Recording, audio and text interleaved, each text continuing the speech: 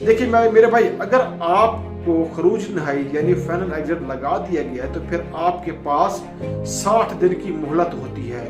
इस दौरान उसे सफ़र करना ज़रूरी होता है, यानी 2 महीने के अंदर आपने हर सूरत में सऊदी अरब को छोड़ना होता है। अगर आप चाहते हैं कि इसी दौरान आप सफ़र नहीं करना चाहते, सऊदी अरब को छोड़ना नहीं चाहते, तो 2 महीने ख़त्म होने से पहले आपको खरूज नहाई कैंसिल करवाना पड़ेगा। और खरूज नहाई कैंसिल कराते वक्त ये ज़रूरी है कि आपका इकामा एक्सपायर ना हो। इकामा एक्सपायर होने की सूरत में खरूज नहाई कैंसिल नहीं कराया जा सकता।